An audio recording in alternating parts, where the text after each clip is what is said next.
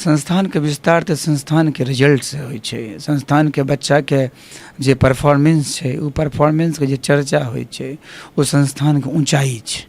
तो संस्थान के ऊंचाई के साथ साथ संस्थान के फैलाव सेहो भऽ रहल यऽ। जेई के जे रिजल्ट आयल यऽ, ये बड़ नीक रिजल्ट यऽ। एहिमे ओ सब बच्चा भी बढ़िया केलक यऽ जे एवरी 12th बोर्ड के एग्जाम से देलक, आ 12th बोर्ड के एग्जाम के साथ साथ जेई मेन में बड़ सुंदर रिजल्ट। अश्विन शेखर के 99.8% रिजल्ट आयल यऽ। नंदिता मिश्रा के 97.8% रिजल्ट है। एनहिए नियाज खान के रिजल्ट बहुत बढ़िया रिजल्ट है। एनहिए पुष्कर के रिजल्ट बढ़िया रिजल्ट है। ये सब बच्चा के रिजल्ट 95% के ऊपर है। अभी एलिट में जे बच्चा सब एवरी एग्जाम जे मेन के देने रहथिन, उनमें 40% बच्चा के रिजल्ट 95% से ऊपर है। तो बड़ हर्ष के विषय है। एकटा छात्र के भविष्य बनावा में अगर माता पिता के बाद किनको सबसे पैघ भूमिका रहैत छनि तो ओ छनि गुरु और गुरु के संस्थान के। और तेहने सन एकटा संस्थान में हम सब छी, एलिट इंस्टीट्यूट ऑफ पटना। ओकर संस्थापक जे छथि से हमरा सब संगे छथि अमरदीप झा गौतम। हुनका से बात करब और जानब एहन कोन निजी तकनीक छै जैसा कि ओ सब छात्र के गढ़ि रहल छथि और बहुत नीक रिजल्ट जे छै से भऽ रहल छै। तो हम सब चले छी। सबसे पहले मिथिला मिरर में अहाँके बहुत बहुत स्वागत अछि। बहुत बहुत धन्यवाद अहाँ सबके आ पूरा मिथिला मिरर के टीम के हमरा तरफ से बहुत सारा शुभकामना। ये जे संस्थान छै सर, IIT JEE के रिजल्ट निकललै और सुनलिए बहुत नीक रिजल्ट भेलै, तो की एहन तकनीक छै जकरा यूज करै छियै और छात्र के एते नीक रिजल्ट भऽ रहल छै? एकर पीछे जो सबसे पैघ जे रीजन है, वो रीजन ये है कि बच्चा सबके एकटा माहौल जे मिले छै एलिट में, जहाँ वो अपन शिक्षक सब साथे अपन खुल के अपन मन के गप बाजि सकै छथिन, जेहो दिक्कत हो पूछि सकै छथिन। आ टीचर सब बहुत गुणी छथिन, बहुत स्किल्ड टीचर सब छथिन। तो ऐसे की होइ छै कि पढ़ाई लिखाई के जे गुणवत्ता छै, गुणवत्ता बनल रहे छै। एकरा लिए बच्चा सबके यहाँ से स्टडी मटेरियल मिले छै, हर एक क्लास में बच्चा सबके मिले छै। DPP कहल जाइ छै ओकरा, डेली प्रैक्टिस पेपर। ओकर बड़ा उपयोगिता है। ऑल इंडिया टेस्ट सीरीज के भी उपयोगिता है कि जे किसी भी पैटर्न चेंज हो वो पैटर्न पर बच्चा सबके टेस्ट हो रहे छै। एलिट के अपन लाइब्रेरी है। कोई बच्चा चाहते कि हम पढ़ सकै छी तो सुबह में 8 बजे से लेकर सांझ के 8 बजे तक लाइब्रेरियों की सुविधा उठा सकैए। तो हमरा सब लंग बड़ एक इम्पोर्टेंट चीज़ ई भ जाइए कि बच्चा के अंदर अपन लगन केहन छै, बच्चा कतेक अपना आप के जोड़ सकैए लक्ष्य साथे, ई हमरा सब लिए जरूरी चीज रहे छै। बच्चा में अगर उत्कंठा है, बच्चा में अगर लालसा है कि हमरा नीक करे की है, रिजल्ट हमरा नीक हेबाक चाहिए, तो बच्चा में टीचर के साथ बड़ा बढ़िया एक अटैचमेंट भ जाए छै और ओकरा कारण बच्चा के रिजल्ट नीक होइए। एलिट में शिक्षक स्टूडेंट के बीच क्लासरूम के जो रेशियो है, रेशियो बड़ नीक है। 40 बच्चा एकटा बैच में बैसाल जाए छै। हर एक बच्चा जे छै अपन प्रॉब्लम के बढ़िया से पूछ सकै छथिन। एहि सब के कारण ही रिजल्ट बड़ नीक है। हम खुद टीचर छी, हम खुद फीस पढ़बै छी। हमरा अलावे लगभग 16टा टीचर छै एलिट में, जे अलग अलग डिपार्टमेंट्स के डील करै छथिन।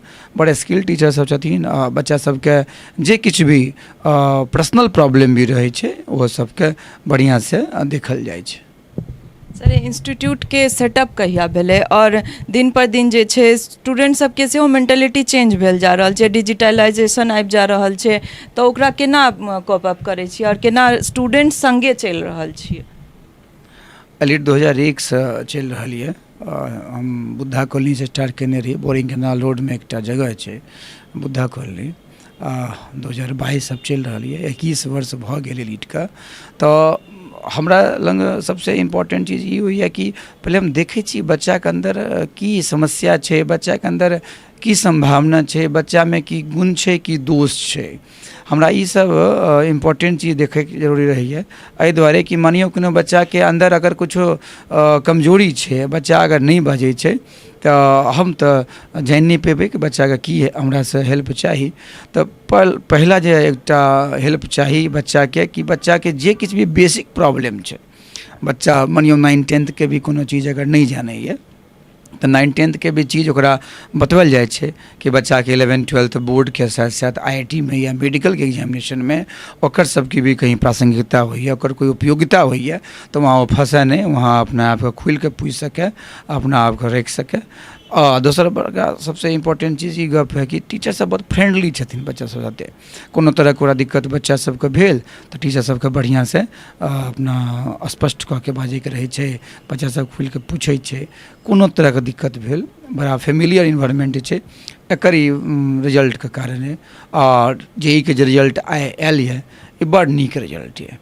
में वो सब बच्चा भी बढ़िया कैलक है जे एवरी 12th बोर्ड के एग्जाम से दिलक, और 12th बोर्ड के एग्जाम के साथ साथ JEE मेन में बड़ सुंदर रिजल्ट। अश्विन शेखर के 99.8% रिजल्ट आयल है, नंदिता मिश्रा के 97.8% रिजल्ट है, एनहिए नियाज खान के रिजल्ट बहुत बढ़िया रिजल्ट है, एनहिए पुष्कर के रिजल्ट बढ़िया रिजल्ट है।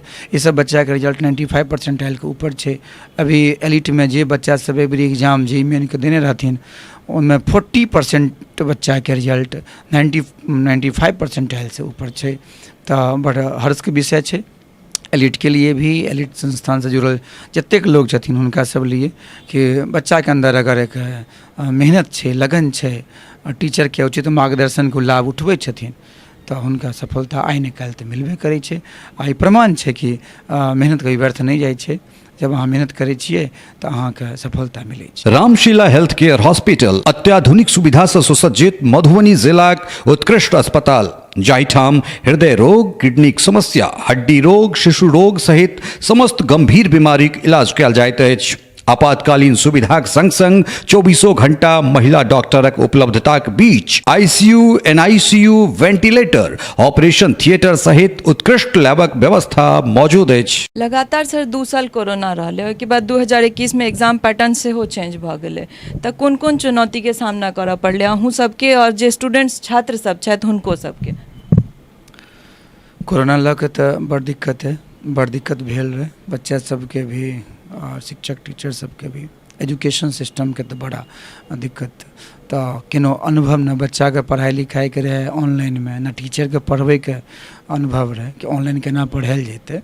तो 2020 में तो घरों से निकलने दूभर रहे, आदमी के घरे में रहे, तैयो जे मोबाइल लैपटॉप हुई है ओहि सबसे फिर बाद में स्मार्ट बोर्ड सबके गप चले लगले, तो बच्चा सबके पढ़ाई शुरू भ गेल। तैयो बच्चा के साथ जे इंटरेक्शन होइ छै, जे अहाँ फिजिकली सामने बैस के जे गप करै छियै से जे अहाँ ऑनलाइन छियै, अहाँ कतौ छियै, स्क्रीन अहाँके सामने या अहाँ बच्चा के मोबाइल लैपटॉप पर देख रहल छियै, उतना संतुष्टि तो नहीं मिले छे। लेकिन ई रहे अपना सब प्रयास सब टीचर सबके नीक रहले।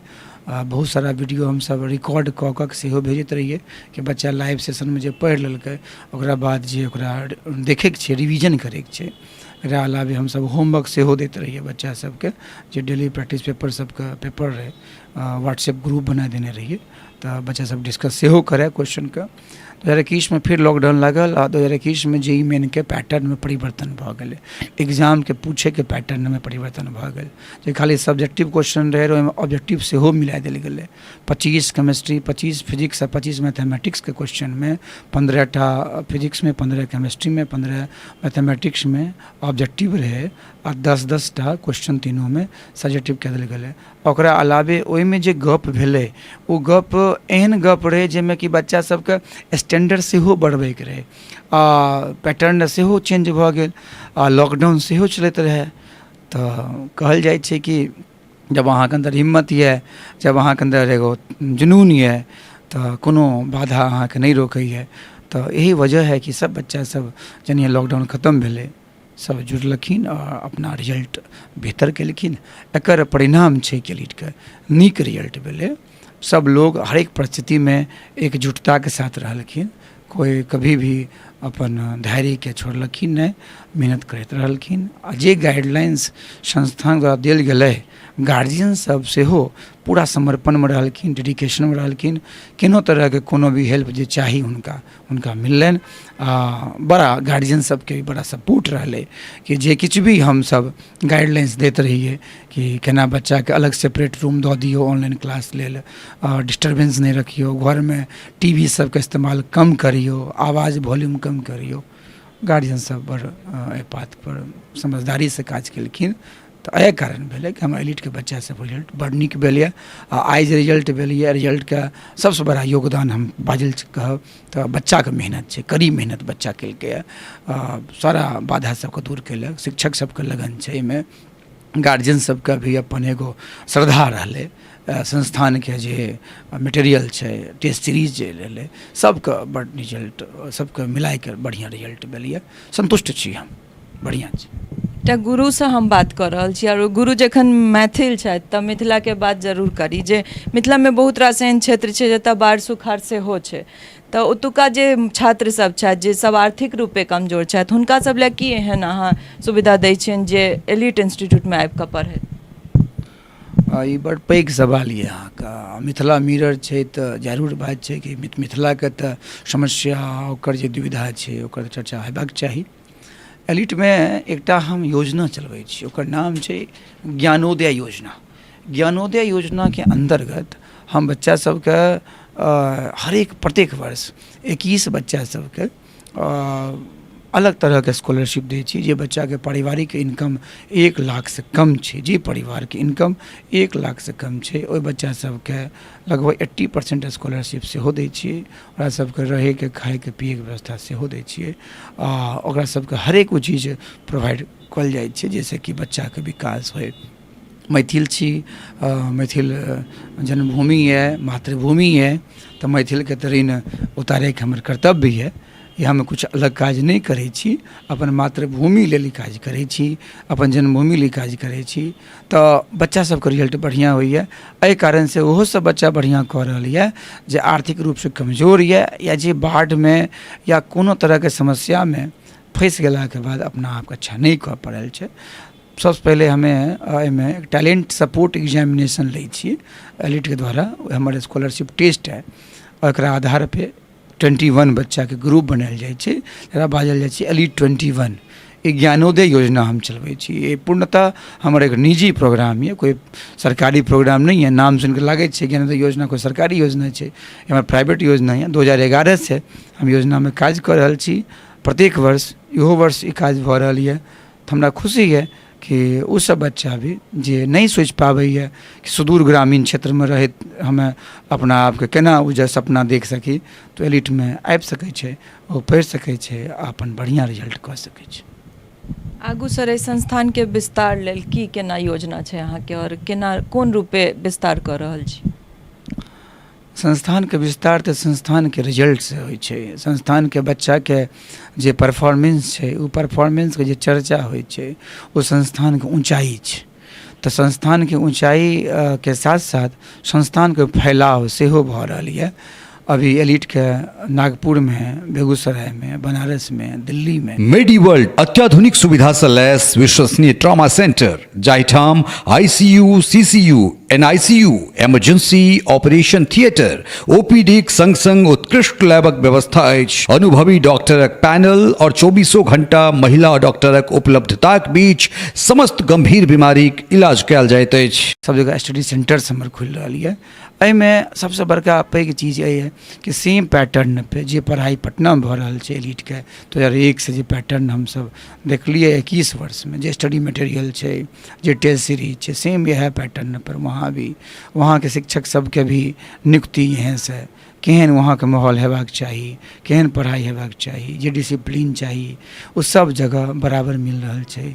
कहीं के भी कोई भी टीचर हमरा से ऑनलाइन भी जुड़ सकै छै, कोई भी बच्चा कोनो तरह के गप कऽ सकै छै। तो ई एगो बड़का एगो हमर महत्वाकांक्षी योजना ये कि चूँकि हम सब जगह तो नहीं जा सकै छी, लेकिन एलिट के प्रतिनिधि के तौर पर अलग अलग जगह पर एलिट संस्थान के सेंटर से खुल रही है। तो ये हमरा लिए हर्ष के विषय है कि बच्चा सब उत्साहित छथि, टीचर सब उत्साहित छथि, ओहि क्षेत्र के गार्जियन सब उत्साहित छथि, और रिजल्ट बड़ नीक भऽ रहल है।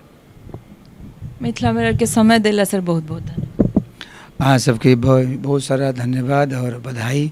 एनाहिए अहाँ अपन मैथिल समाजके, मिथिला समाजके, पूरा मिथिलाञ्चलके समसामयिक मुद्दाके जेना उठाइ रहल छियै, हरेक विषय वस्तु पर जेना अपन गहन चिंतन देखबै छियै, अतुलनीय है, प्रशंसनीय है, सराहनीय है। एनाहिए काज करैत रहू। संपूर्ण मिथिलाञ्चलके तरफ से मिथिला मिरर के ढेर सारा बधाई, शुभकामना और बहुत सारा मंगल कामना। तऽ सुनलिए अपने सब, ई छलै अमरदीप झा गौतम, एलिट इंस्टीट्यूट के डायरेक्टर। और अगर बच्चा में टैलेंट छै तऽ फिर ई ओकरा क्यों नहीं रोकि सकै छै, कतौ भी अहाँके चांस जरूर भेटत। और सबसे पहिल बात कि 3टा चीज जे छै से बहुत महत्वपूर्ण छै, जे छात्र के अपन मेहनत और गुरु और संस्थान के जे एकटा भूमिका छै से, और माता पिता के तीनू अगर एक साथ मिल जेतै तऽ कोनो भी छात्र के भविष्य बनसँ क्यों नहीं रोकि सकैत अछि। तऽ अहिना हमरा सब संगे बनल रहू और फिर एहने कोनो संस्थापक संग अपने लोकनि के सोझायब। जय मिथिला, जय भारत।